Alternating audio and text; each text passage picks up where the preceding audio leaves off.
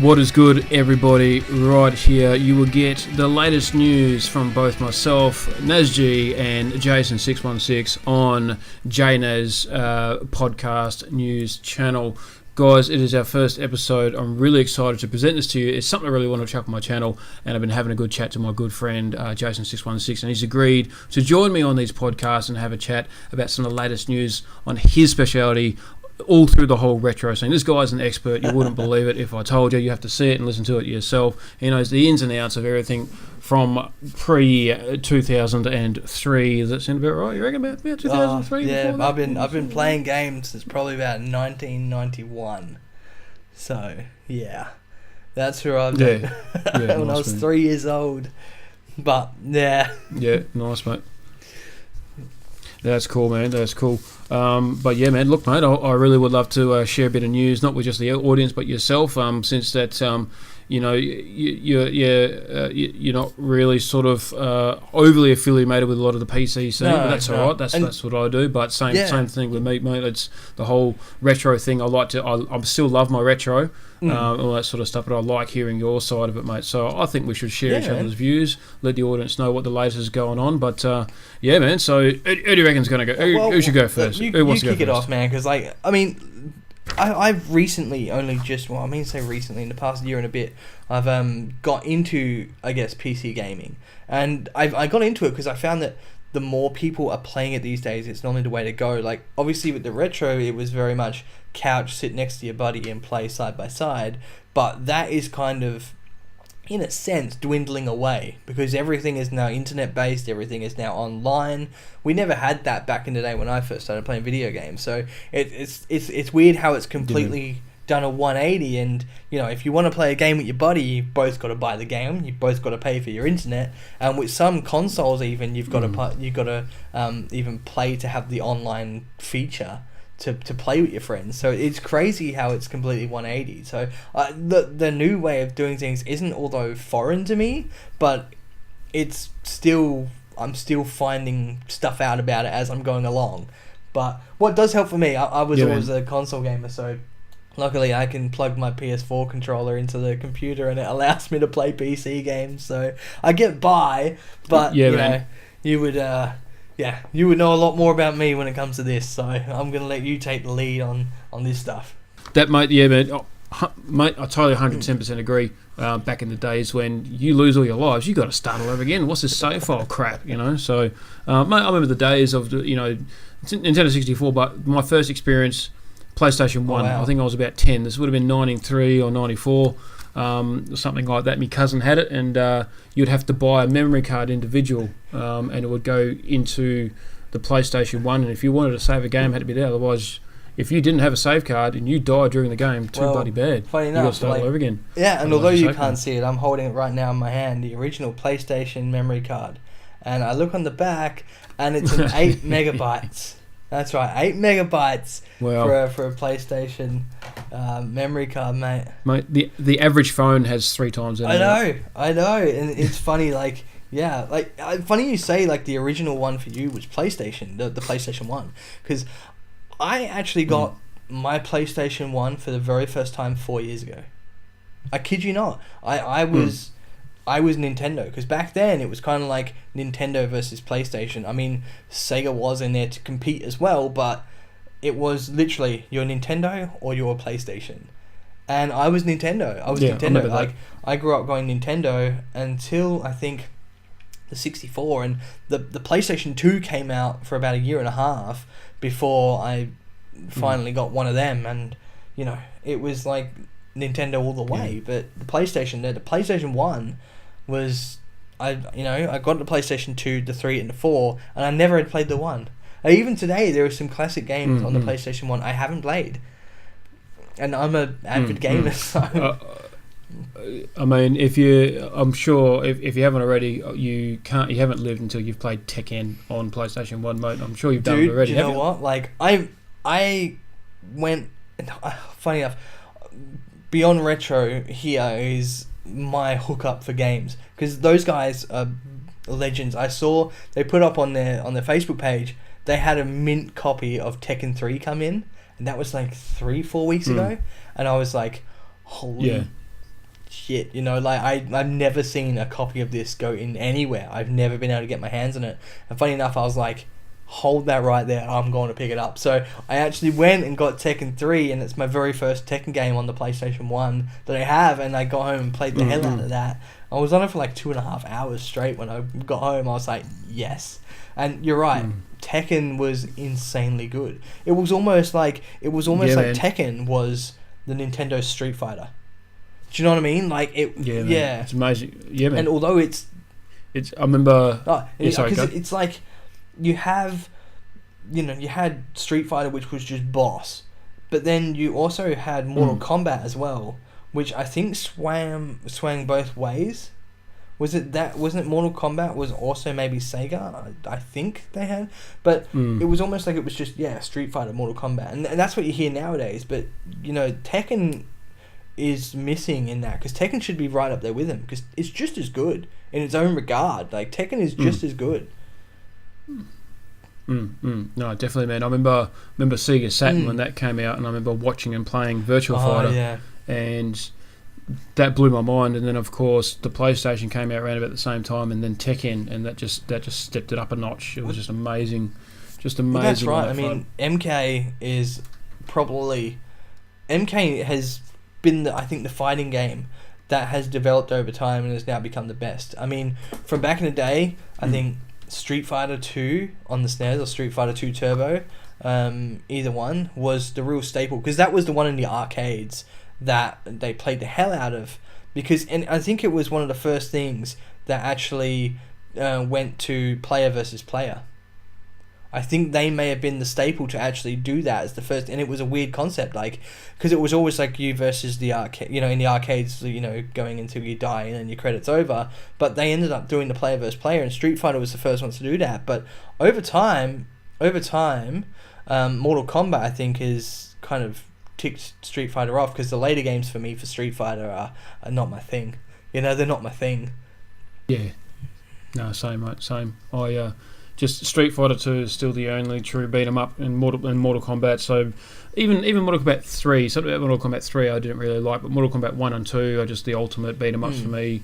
Street Fighter 2, you know, ultimate beat 'em ups. Tekken, you know, those are that's god tier to me. So, you know, and that's all back in those, you know, 1990, 91, 92 days and all that sort of stuff, mate. And that's for me as well. And I throw a credit out to one of the most underrated fighting games that there are, and that is definitely Killer Instinct. I don't know if you've ever played Killer Instinct, but Killer Instinct is... Yeah, mate, played them both. Oh, and do you know what? Like, funny enough, that got reprised, I think, in 2013 for the Xbox 360, but it just flopped because it was just too long between Killer Instinct and Killer Instinct Gold on the 64. Then it was just kind of lost in the ether, and it just didn't have the same appeal. I think that's the same thing with Street Fighter and me. Like, Street Fighter 4 and 5 just... you know, just and some of their main characters you have to pay to down, like, as DLC, and to me, like, I don't want to buy Guile, man. Guile's a staple. You know, like, I know. Mate, those paywalls, the paywall trend, microtransaction trend, that's the only downfall with what's foreseen in the future of PC gaming these days, is that you only get 60% of a game when that first releases, and they don't tell you there'll be 2 or 3 DLCs that behind paywalls or something like that. So it's inevitable how it's turning. But at the same time, I was mentioned to you before about Legacy Killer, you know, fresh, Clean Prince Gaming, you know, the Quartering. These guys will be the first people that will pull people out that are trying to just reap money out of gamers, and, you know, these guys will be our leading voices to stop them from doing it. And hopefully, you know, the channel grows enough, you know, that you can sort of start, you know, just flexing a bit of muscle yourself to make game developers sort of listen to you as well. So, I mean, don't get me wrong, they've got to make money, but there's greed as well. So, you know, little things like that. But yeah, man, shall we get into the latest news? Yeah, go for it, man. What do you got? Oh, cool, mate. Well, the first thing I want to talk about is of course, Borderlands 3. So Borderlands 3 has been announced. So the announcement was a bit funny because it came out as an April Fool's. It was put on the Gearbox Twitter page, I believe. So because Borderlands is developed by Gearbox and 2K, so it was put up on their Twitter page. on April 1st. So people were a bit sus. This is is April Fool's joke, but people knew Borderlands 3 was going to get announced, but when and what and all that sort of stuff. So it was later confirmed by PC Gamer to say that it is officially announced to come out on September 13th for Borderlands 3. So, which is really, really cool. But it also says, according to PC Gamer, that it's going to be exclusive to console only, which is a bit of a downside, for us PC players that might not have consoles because we spent $3,000 on the bloody PC. Not me. Yeah, no, I did. So it's a bit of a bummer.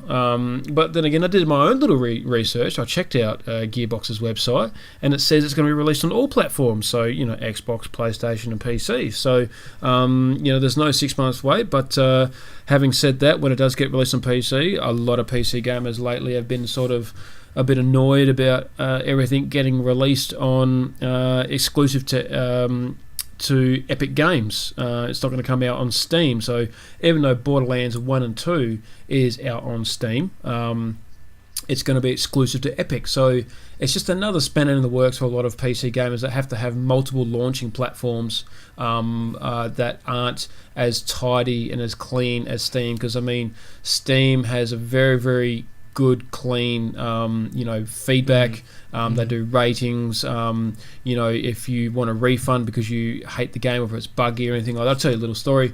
I brought Call of Duty Black Ops 4 from the Activision store because it was exclusive on the Activision store. Battle.net launcher, I should really call it. And my version was corrupted. And because I had it for more than 72 hours, because I tried, did quick fixes and hot fixes and shutting this off and turning this off and turning I even uninstalled all my Razer applications, all this sort of stuff.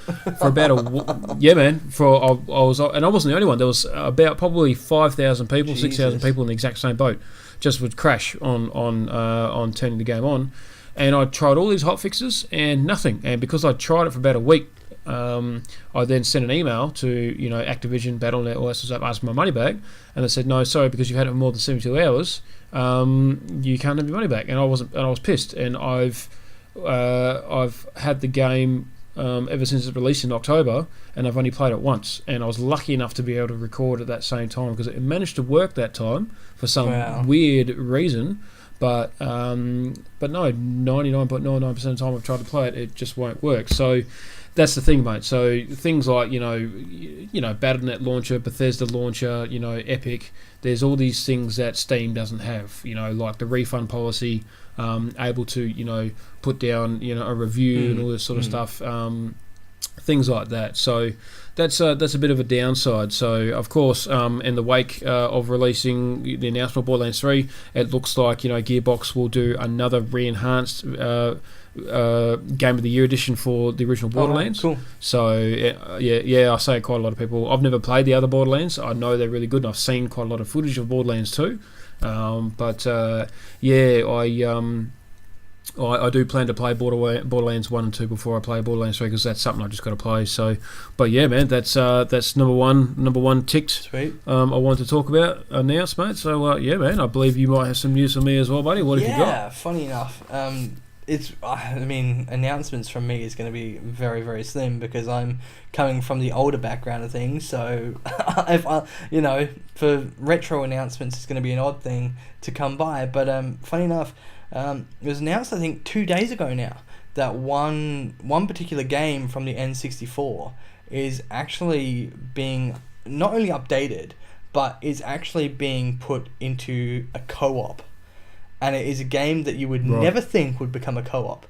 And it celebrated 20 years of being released last year. And that is The Legend of Zelda Ocarina of Time is going co-op. Wow. Yeah. Oh, so that's impressive. Yeah, it's really weird. So it's like what they're doing is they're making it able so you can have two links. So you can have two different links on the screen at the same time. At the moment, they've rigged it so you can actually take on AI enemies but can't attack each other. But they're going to try and add in a way where you can go Link versus Link. So it's going to be an Ocarina of Time where you could potentially battle against or fight against your own friend that's playing with you. So they're really going in and doing some really cool stuff with Ocarina of Time. And it's why wouldn't you? I mean, Ocarina of Time in itself, like, it sold like 7.6 million copies worldwide.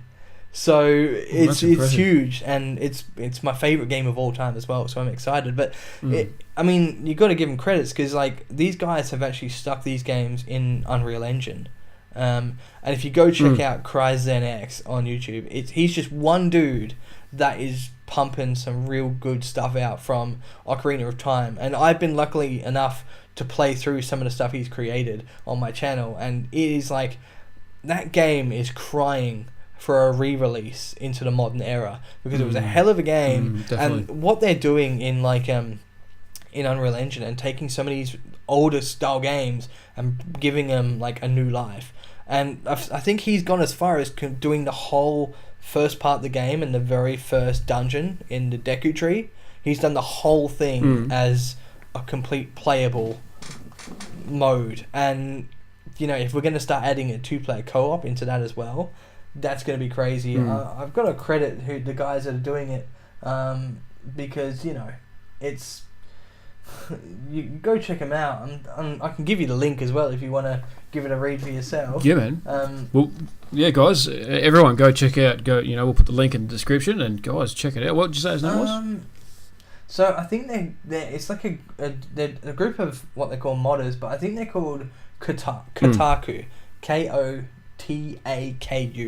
Kotaku, and those guys have literally done it into 2-player mode, but now we're just trying to add in the player versus player scenario. But I mean, talking about Unreal Engine and announcements, I mean, they've got now Star Wars Pod Racer, they've stuck into Unreal Engine 4 as well, and they've given that a new lease on life, and that looks amazing. That looks genuinely amazing, and I'm actually secretly behind the scenes trying to get my hands on that to play that.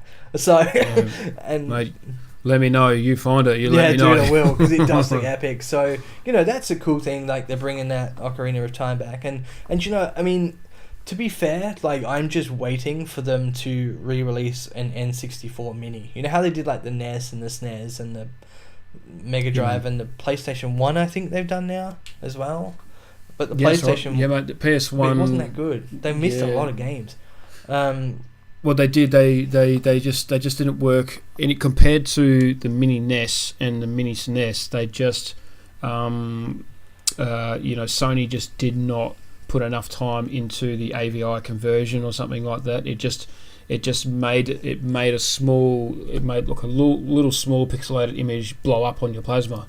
So it just didn't convert it properly or something like that, and it just made the games look really, really bad. Plus, it didn't have the best games that made the PlayStation famous. It didn't have all the games that were, only about 2 or 3 of them were decent. So, and that was the thing with the NES and the Super NES, is that they, you know, 60% of the games in there were like some of the top 10 games ever or something like that, you know. So, and that's the other thing. I mean, Nintendo 64 is arguably the best Nintendo that's ever been released, really. So, you know, I mean, they all had their own strengths, in my opinion, of what were, you know, the classic games. I mean, you can't go past Mario on NES, you know, the original Super Mario, so NES will always have that.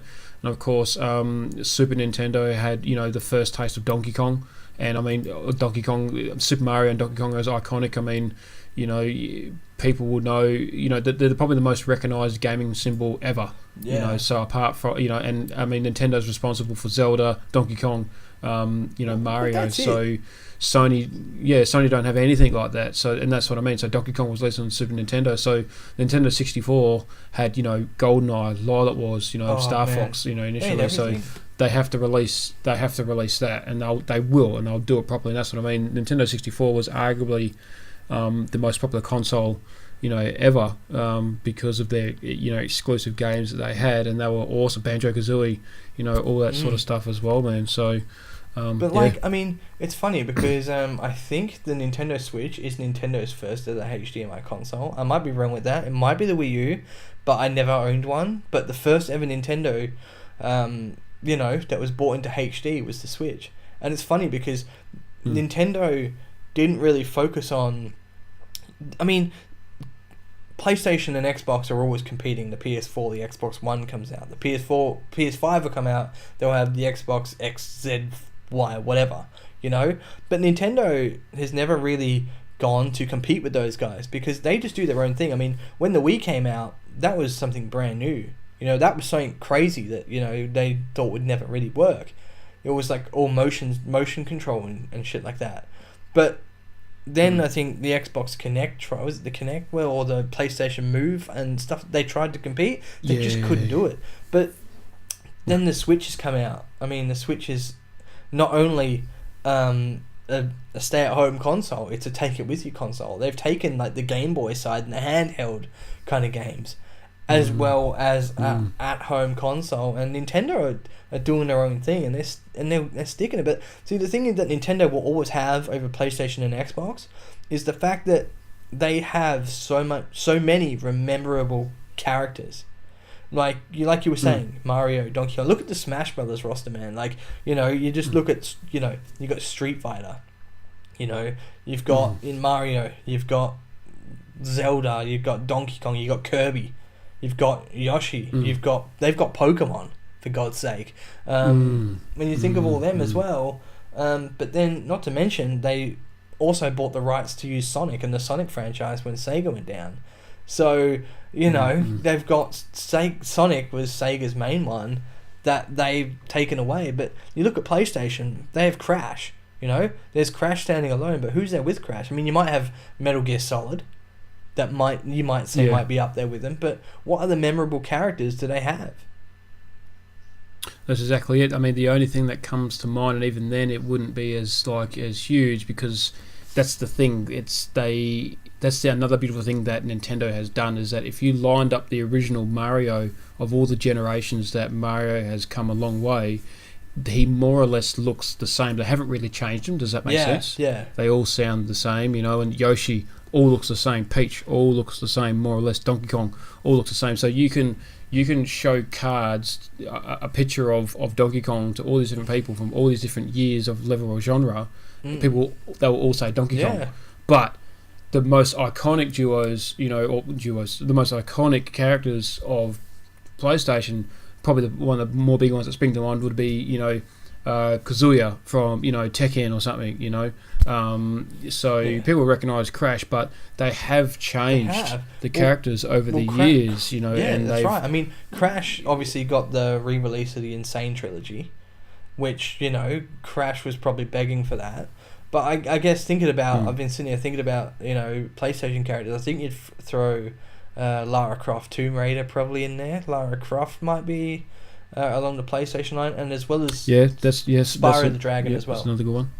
Spyro, and I think he's now getting a trilogy re-release. Spyro. That's true. He is. So, that's true. And I, do you know what? Hand on heart, I've never played the original Spyro or Crash Bandicoot games. Same. I've had a quick go at Crash Bandicoot, but no, I'm same man. I haven't played any of the Spyros or Crashes. I literally last week, it's down there on the shelf, just down there. You can see that PS1 game. I got that last week, and that's the original Crash Bandicoot. I could have perfectly gone and bought the Insane Trilogy, but being the retro guy I am, I wanted to play my first experience of Crash Bandicoot authentically. So I went and bought the game. So. I'm the same. Mate, I'm the same. The only reason why, I mean, I've still got I've got MAME emulator and I've got WinUAE on my computer, and of course, I'd much prefer to be playing the actual arcade itself. I'd rather be on the cabinet playing it, or I'd rather have an old A1200, an old A500 in front of me. But they're hard to come by and they're expensive, you know. Yeah. So my cousin's got a couple of, you know, Amigas lying around, and he's got one set up, and you can genuinely play it if you want to, but WinUAE is so one-to-one, you know, it's almost pointless having an old setup. That's the thing, you know, it's like a lot of people with the retro stuff is very much emulator. But what people don't realise is when I play on my channel is that I don't use emulators. I don't use them. It's not that, you know, I'm not going to go, oh god, I hate everyone that uses an emulator, because, you know, that's the easiest way to get some of these games, and you don't need a console, and it plugs into keyboard and mouse, and you can get like Nintendo controllers that are USB plugins. Do you know what I mean? And you can get some of that stuff. But I play on a splitter. I split the signal to my TV into my laptop, and that's how I play and record these things. I'll go out and buy, if I want to go and play a game and I don't have it, I'll go out and buy the bloody cartridge. Still, even to this day. And you know what? Like, some of them you can get for $30. Some people don't know what they're doing and don't know prices. You can get some cheapies, or they say, here's a game that's worth 175 when it's worth like 90.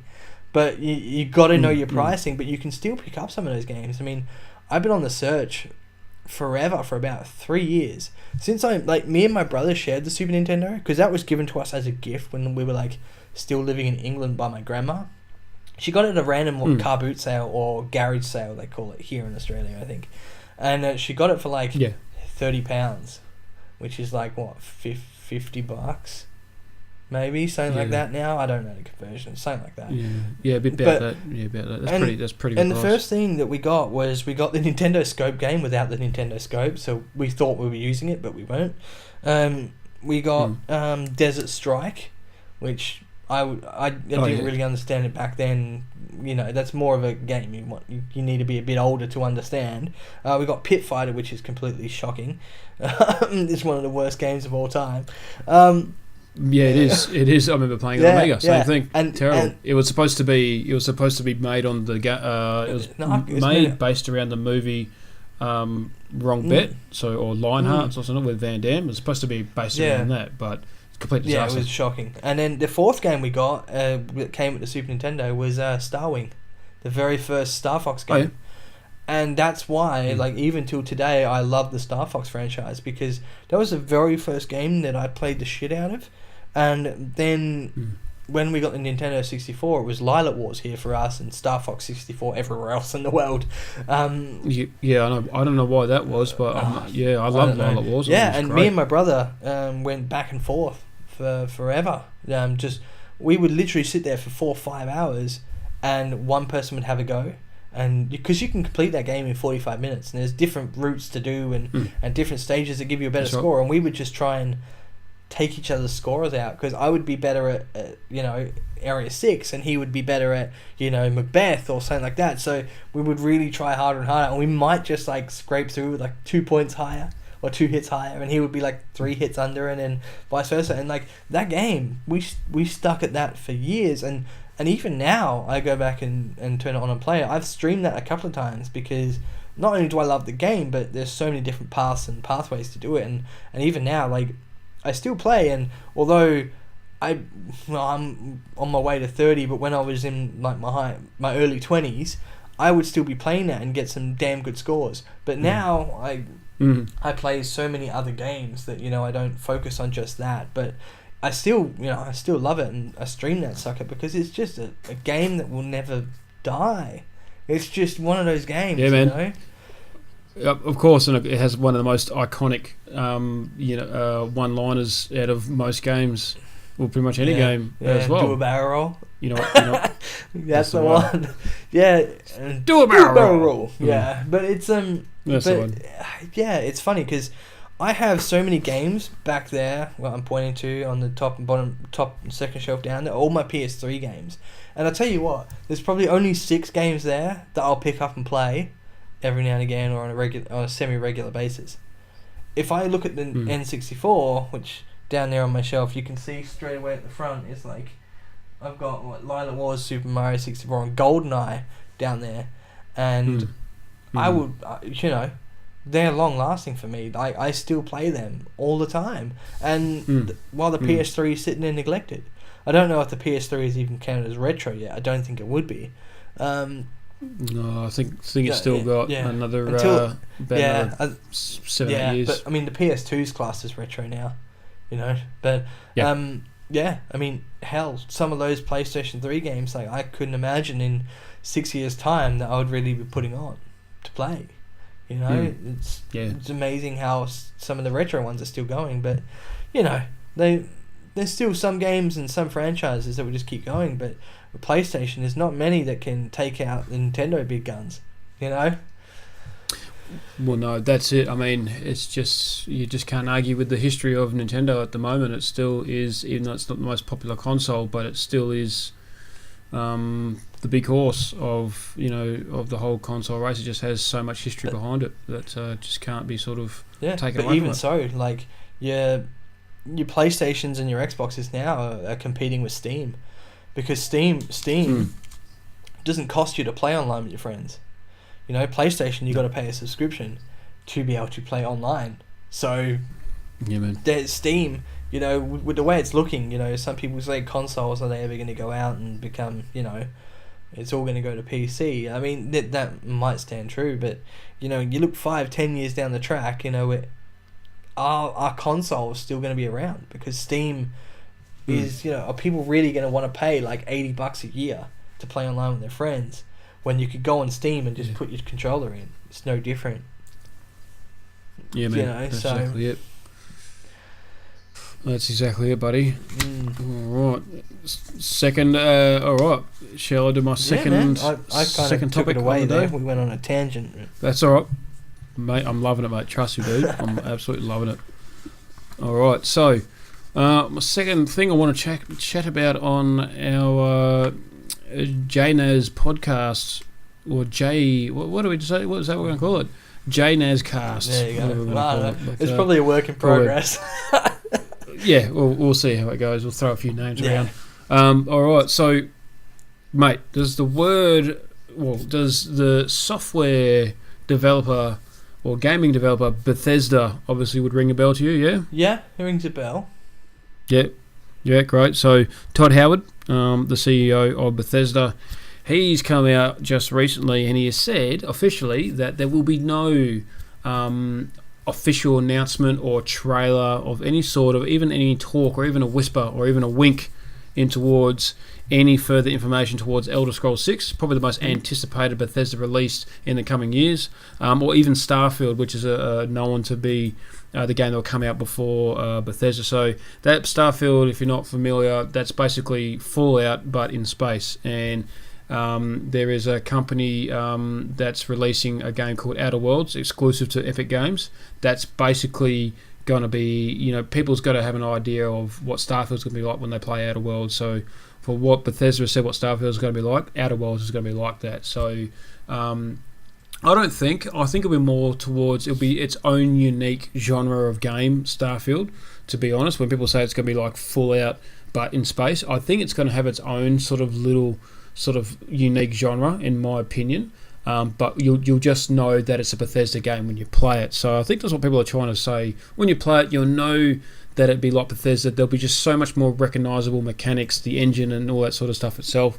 But I don't think it'll be Fallout in space, in my opinion. So I'm looking forward to seeing what Starfield's going to be like. But it's just a bit of It's just a bit of a shame that we won't hear or see any more of anything of like Elder Scrolls 6 or Starfield, because a lot of people are saying that a lot of people are even coming out and swearing black and blue and even betting, you can even bet on it, that Elder Scrolls 6 is going to be in Hammerfell. So because when they look at the trailer, people have actually broken down the analysis of the trailer that was released, at 1 minute and 10-second trailer, and they see iconic landmarks, and they even look where the ocean comes into the land, and then they look at the whole Tamriel map, and they say, well, this mountain peak is here, and see those three little crevice things, see that little bay, see how that's the only place in this map where it is. Well, it's there, the trailer, it's there. See, so it's in Hammerfell. You know what I mean? That's what people have been doing. So they wanted to get a bit more of a tease in E3 to 2019 this year to see exactly when Elder Scrolls 6 might be, and so they can sort of break a little bit more clues and all that sort of stuff. So, but unfortunately, there's no mentions in towards anything first in towards that. So, unfortunately, there's no rumours. There's no source in towards that. It's going to be any more announcements towards it, but there's definitely some sort of confirmation that Elder Scrolls 6 will definitely be released in next-gen consoles, so that's not predicted till about 2022.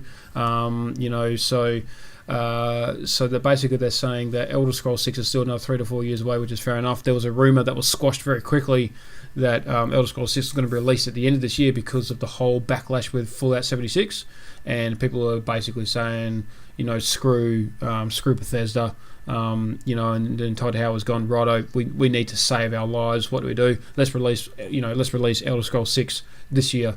But that was squashed very, very quickly. So because they haven't even started making music for it yet. So apparently, but no, man, bit of a disappointment. But at the same time, it is what it is. I think Bethesda do need to lay low in the wake of the whole Fallout 76 at the moment, mate. But apart from that, bit of a bummer, man. But that was a good thing. That's topic 2 that I want to discuss about, mate. What else have you got for me, man? We touched briefly on the like the NES and the SNES and those minis. They have actually, Sega has come out and 2 days ago where they're announcing the Sega Genesis Mega Drive Mini. So so they're 2 days, I think it was on Tuesday, they said Tuesday, what would that be, the 2nd, that they are going to be doing it. I think they did do a Mega Drive Mini, I don't know, I thought they already had, but they've come out and said Sega Genesis Mini as well. So so there you go. So what games would you like to see released on that? Gee, I don't know. See, I don't even know what was on the other Mini, because they did do the Mega Drive Mini. I'm sure they did the Mega Drive Classic, didn't they? I'm sure they did. Maybe it wasn't a Mini. Maybe it was just the Classic. I don't know. Well, they're coming out with a Mini anyway, because they did the Classic game console. It's the Mega Drive. Maybe it wasn't a Mini. So I'm not too sure. Games wise, I mean, you got to throw Sonic the Hedgehog on there. I mean, Sonic the Hedgehog. Yeah, of course. Alex the Kid. Alex Kidd, yeah. Golden Axe. That was Golden Axe. Oh yes, of course. Classic. That was awesome. You'd probably throw Mortal Kombat on there if you could. Was Outrun Sega as well? Outrun. There might have been actually. I don't know. I have to look that up. But there's a few on there. I don't know. I'm stretching it. Pulling strings out, because I didn't do much Sega. But like, what was it? What was the one I'm thinking of? Not Final Fight, but it was Sega's version of. Oh yeah. Oh, I'm drawing a blank. Not Final Fight. You know what I mean. Yeah, I think I know what you're talking about. It's not Final Fight. I can't think of it right now. I'm trying to think of it. Drawing a blank. Is it? Yeah,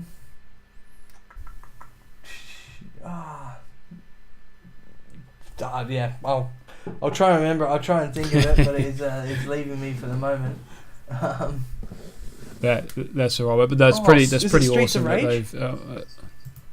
That sounds about right. Streets of Rage. So yeah, I'm hoping for a Streets of Rage. Yeah, and you know what? Like, I loved Road Rash, so I'm hoping they give Road Rash of course. some dignity and stick it back on there, because that was great fun. Yeah, that was great fun. But that was a good game. That was classic. Not only they've come out and said like they're doing the Sega Genesis Mini, so they did do the console one.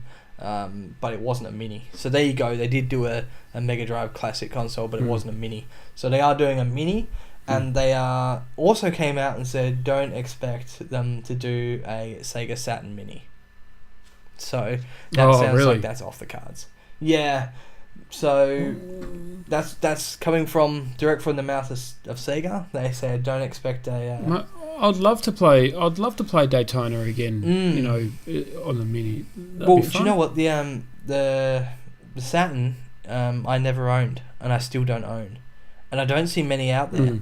So if I was to ever come past it, I'd be on the lookout for the game, man, and you can come around and have a play. Yeah, man. Oh, mate, you get Sega Saturn with Daytona, I'll be right there. Yeah. Good fun. I mean, nothing beats the arcade, but. Jesus, mate, that was Daytona USA was awesome. That was so much fun. So I'll be on the lookout for that. Saturn and the Dreamcast are the two consoles I don't have. So so they're on my Christmas list. Hopefully I get them when I turn 30 this year. Wink, wink, nudge, nudge to anyone that wants to buy me one. Classic. Yeah, man. But you got a couple of fans. A couple of subscribers put some money together. Got your stuff, mate. Yeah, cool. Yeah, so that would be pretty cool. But so that's expect awesome, a Genesis Mini or Mega Drive Mini. Mate, that's awesome. That's great news. That's awesome. That's fucking awesome, mate. That's really good. All right, mate. I might touch up on topic number 3 or 4. of my little news. All right, mate. So, I'm sure you're overly familiar with Respawn getting together with EA, and they've created a really awesome, unique version of Battle Royale, as we know, of Apex Legends. Yep. So they've released their latest patch, 1.10, I think it was today or something like that. So it came out, it was live last night or something like that. I remember downloading it yesterday. And they've cleaned the game up a little bit, which is really cool. There's quite a few bugs in the game. The server stability is pretty off. The bandwidth and all that sort of stuff. It's just the things inside the game. That just doesn't make the game very equilibrium amongst players in a consistent rate. So the new patch has sort of made stabilise the game a little bit. I played it last night, and the melee combat was a big thing as well. It was very easy to try and melee someone. You just miss them completely when you swear you've hit them. They've cleaned it up. They made it a bit more sort of homing, so you'd go and punch someone, your character would turn automatically and punch them, which is really cool. So it's basically, the recent patch did come with a couple of bugs. It's made players lose a lot of progress over a period of time, but they managed to reimburse it, get you about that pretty quick. They are looking at getting some rumours coming around. They're going to do cross-platform soon, so a bit like Fortnite and all that sort of stuff with their cross-platform. Probably the bigger announcements for this release is that they have made massive movements in the direction of anti-cheat. So there was a massive problem with hackers on the PC, speed hackers, melee hackers, and all that sort of stuff. Auto aim, all that sort of stuff. It was huge. I remember playing. I've been playing the game pretty much since release, and probably about 2 out of 10 games you'll see hackers of some sort. So just a little bit, they'd kill you just a little bit too quick. They just lock onto your head. You can see it, and you'd watch them, and they'll just be hip fire locking straight to your head and kill them. So. You just be like, oh, that's a bit sus. So they've made a mute button. So because the game's designed with this advanced ping system where you don't really need to have a mic when you talk to random people, but at the same time, having said that, you do get some people with microphones, and there's nothing better when you're sort of waiting in the lobby and you're waiting for your turn to pick your legend, and someone comes with a microphone and they've brought themselves a $2 microphone from Big W, and they've put it inside their tonsils, and they jump on, they go, and it's like, yeah. And do you know what? Back when GTA 5 came out, man, it was just full of kids that would just scream down the microphone, man. It was just, and you think kids shouldn't even be playing this game, kids shouldn't even be playing this game. So what the hell? And you just it's like they're just going. And you're just like, why am I playing with this? Yeah, man. So you'll be happy to hear that they've put a nice juicy little mute button that you can literally just press, and they will shut off their microphone straight away, which is really cool. More people need that, man. More people need that. Yeah, man. But of course, there was again a little bit of a controversy. Little thing came up, but again, Respawn jumped on it really, really quick, which shows how much they care about this game as well. Is that the game has its own respawning system. I know it's made by a company called Respawn, but there's a respawn feature inside the game where, like, a good example is PUBG. You died, game over. Even if you're playing with a mate or two, in duos or squads or whatever, you can be revived. But once you die, that's it. So they don't have like the time lapse, like Call of Duty where you can be down but you can be revived. No, so that's the thing with battle royales, is that's the last one to survive. So once you or your team dies, you're out of the game, and you got to start a whole new game all over again. So things like PUBG and Ring of Elysium and even Fortnite, this is what was the breath of fresh air for a lot of people with Apex, is that how quick it was to load in a game. I mean, it's a 60 player base where PUBG, Fortnite's 100 players. So you would jump in the game, and if you died straight away, you'd be back in a new game within about 3 or 4 minutes, where with PUBG it'd be about 7-8 minutes, so but the beautiful thing about Apex is that you go down, of course your mates can revive you, but there's a respawn beacon, so people can come up, your teammates can come up to you, grab your respawn banner, go to a respawn beacon, and you would spawn back in the game. So it was a really highly welcomed feature, breath of fresh air, as I said, for a lot of players, playing this game. And that's why I love this game. There's so many awesome features. That's just the tip of the iceberg, but there's so many There's so many awesome features with this game that I loved. It's like I've said before, and I've heard someone else say it, so don't. I'm not going to take full responsibility for this quote, but I saw someone say on Twitter that this is the battle royale game that they had no idea that they wanted. Yeah, you know what I mean? That's a big statement, man. It's a battle royale game they never knew that they needed in their life, and I was the same. I didn't even like the battle royale genre.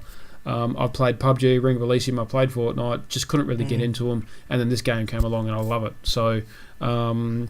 So basically, they're going to implement a system where, so the whole point of the game is that if you die, you wait for your teammates to come and collect your banner and respawn you, because it's only a 3-man squad. So there's no duos at the moment. There's no 4-man squads. There's no single player. It's only 3 squad. Where again, Fortnite, Ring of Elysium, there's single, there's duos, and there's squads. So what happens is someone dies, they die straight away, obviously frustrated, and they'll quit. And you've got no chance of getting your third teammate back, and you've got to try and win the whole battle royale with just you and your mate, and then take on teams of 3 or so on and so forth. So there are people that just quit straight away without even having a chance to try and get your respawn banner. So Respawn want to implement a feature where if people keep quitting too early in the game, and they do it consistently in a short period of time, they will ban you from the game for a period. So whether it's an hour or 2 hours or whatever, or 5 minutes or something like that, they're going to implement that. But what they did was they accidentally released it in the patch today. So a few players were getting banned for quitting the game too early a couple of times in a row. Wow. And Respawn have gone, oh Jesus Christ, we're not meant to do this yet. So they've pulled it back out, but that confirms the rumours of them listening to fans saying that that if you keep quitting too early, you will get banned. Wow. So, and they're going to implement that if you do disconnect, because again the game's quite unstable. If you do disconnect from the game, there'll be an option for you to spawn back in with your teammates and pick up where you left off, which is going to be a cool little feature as well. So little things like that. And on that topic, it's good that they're doing something like that, and it does work, because Rocket League have been doing that for a long time. You can you can always vote to forfeit. Because in a competitive mode, you can't just quit, you can't just leave. So if you think your team, because especially if you team up with randoms, so what's called solo queuing, you team up with randoms, and these other guys are playing pretty crappy, and it's 3-0, and it's it's only a minute and a half into a 5-minute game, and you're thinking the guys we're playing against are just so awesome that they're really good, and my 2 teammates are crap, and I'm not playing great either. You can vote to forfeit the game. So you will vote to forfeit, and you forfeit the game, and then the game's finished, and then you start again and try again.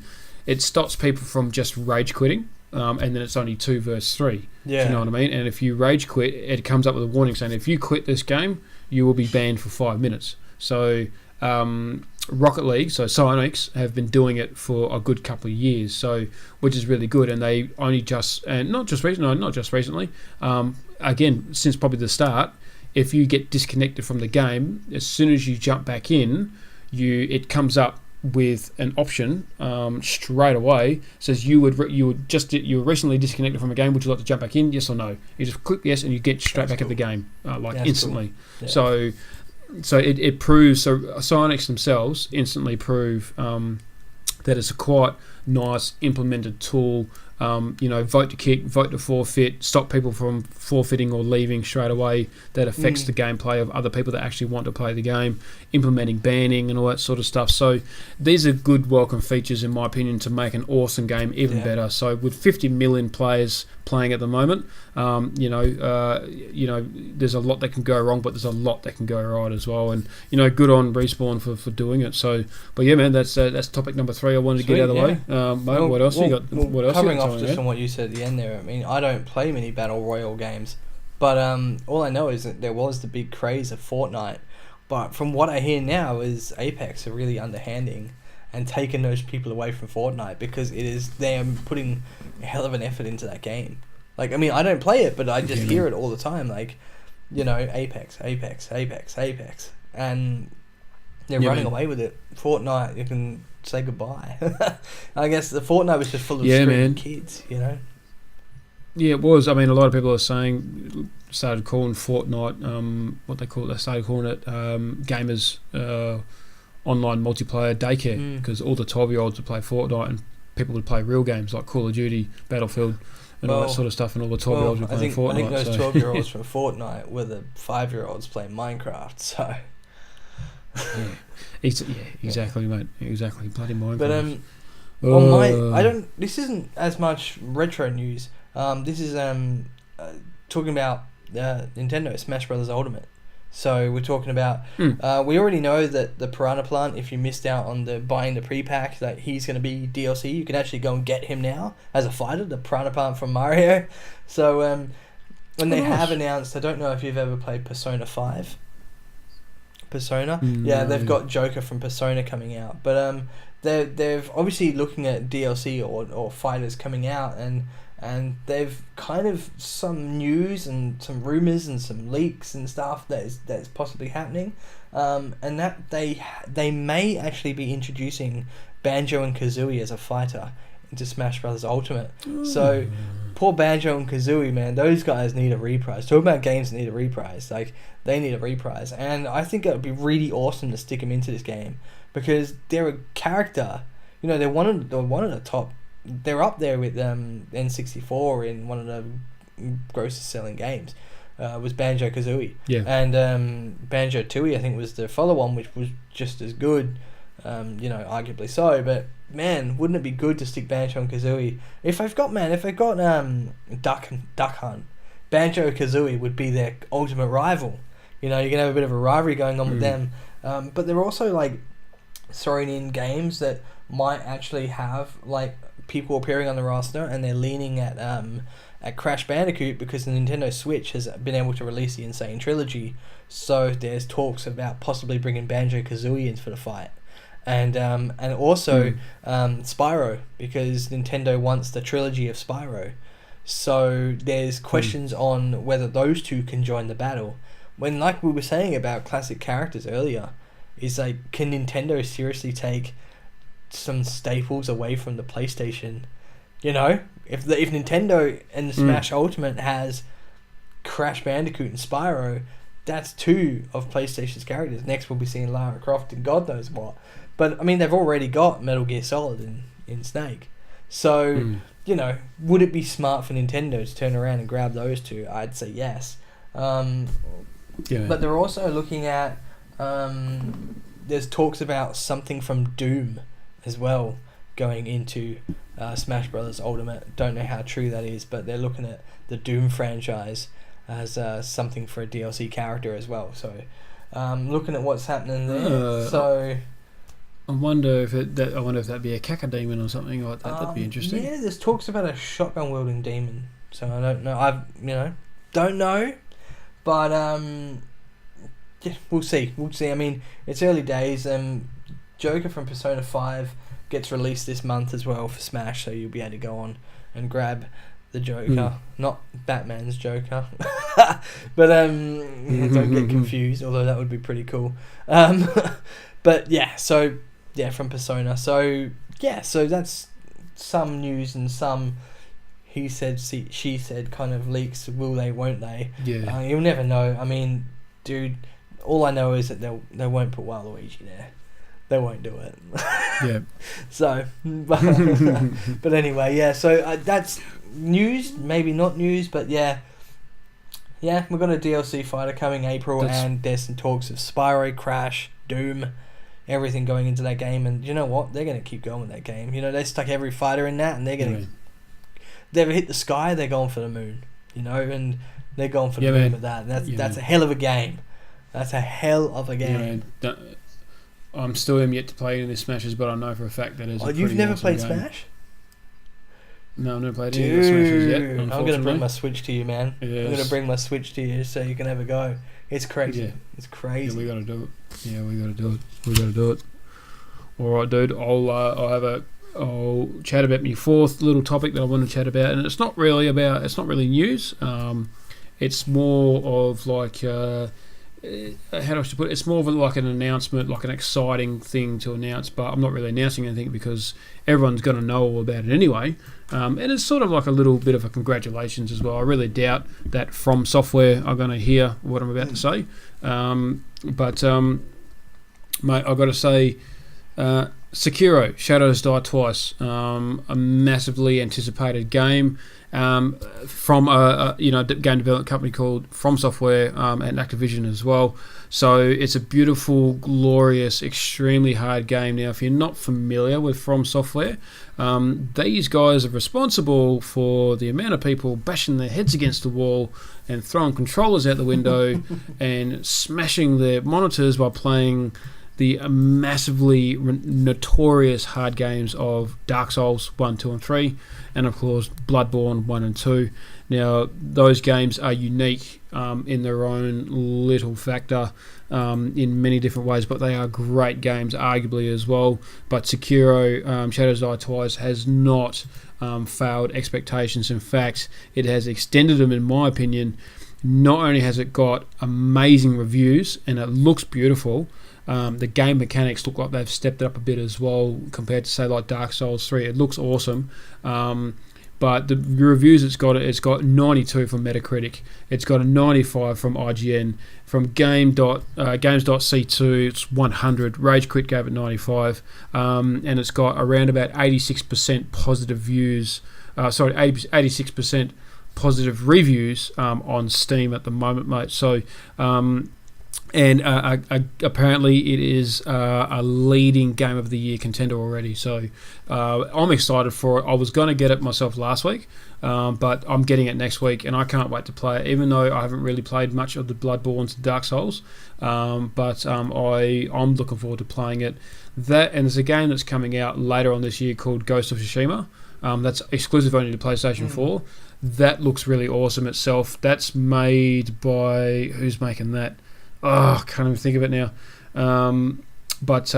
Basically, it's not made by CD Projekt Red, who made Witcher 3, but basically it's Witcher 3 but with a samurai.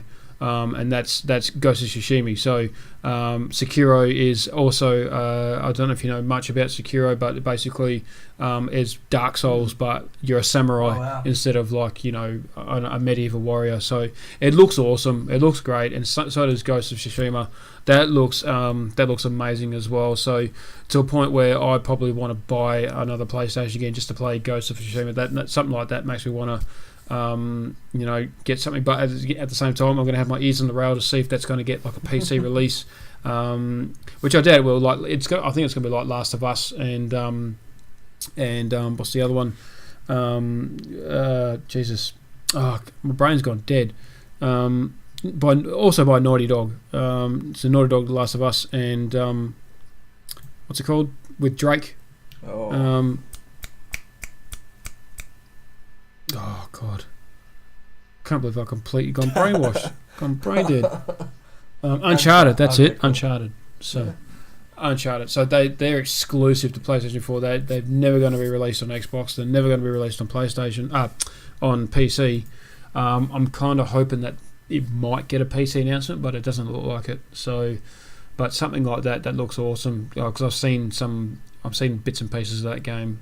In action, and it looked really amazing. So it looks like it's got a great story to it. Talking about games like that game that I'm looking forward to that is coming out, and it's released on what would it be, June 21st, I think, and that is the reprise of Crash Team Racing. Going nitro fueled for the PS4. It's coming out, and Crash Team Racing.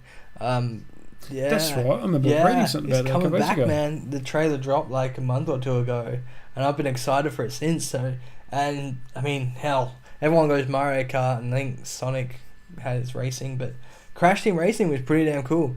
It was like PlayStation's Mario Kart, and hell yeah, with the Insane Trilogy coming out, may as well go Crash Team Racing.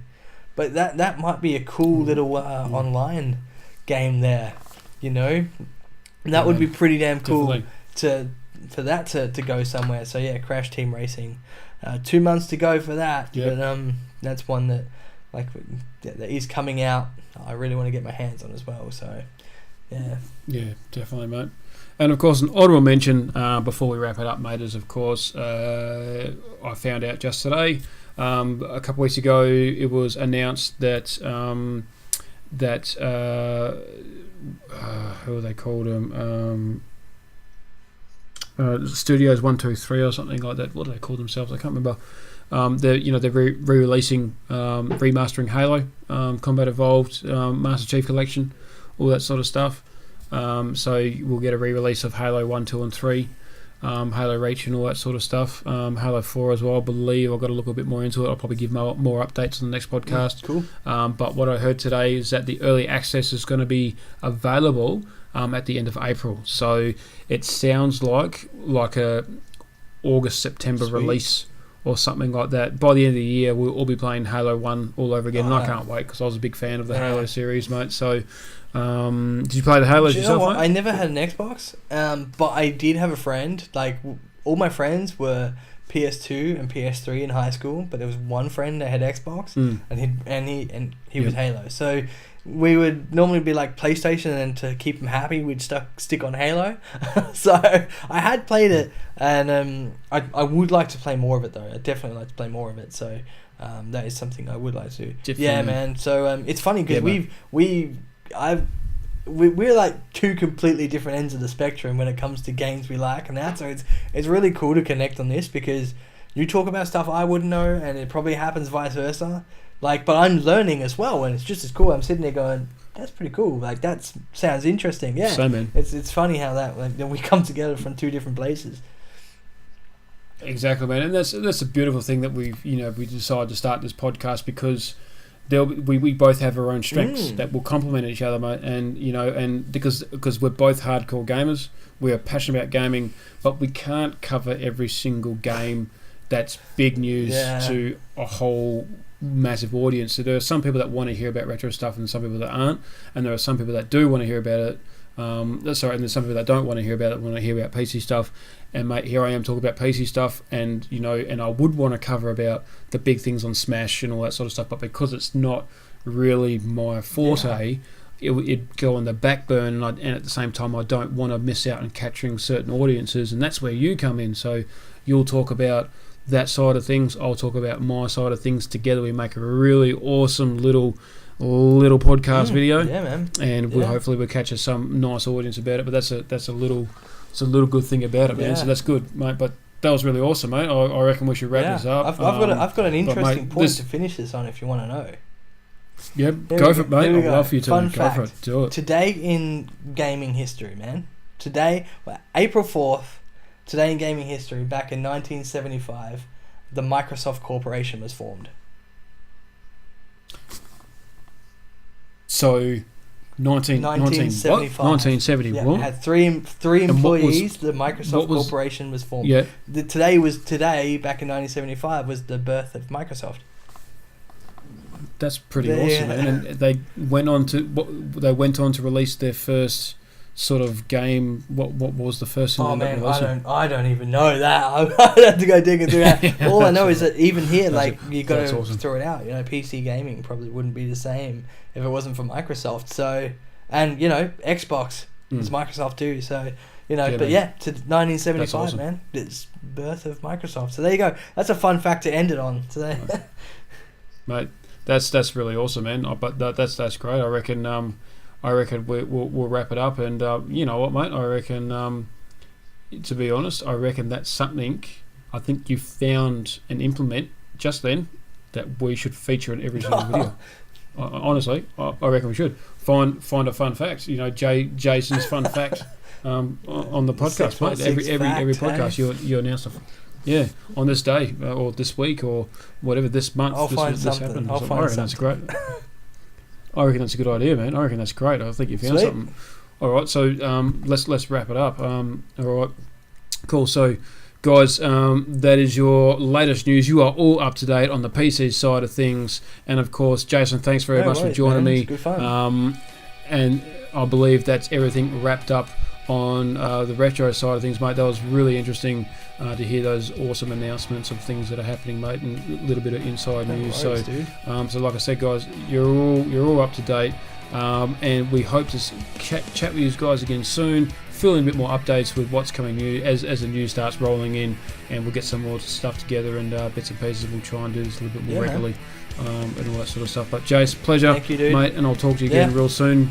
I'll talk to you real soon, will buddy. do. Catch you later. All right, see you, mate.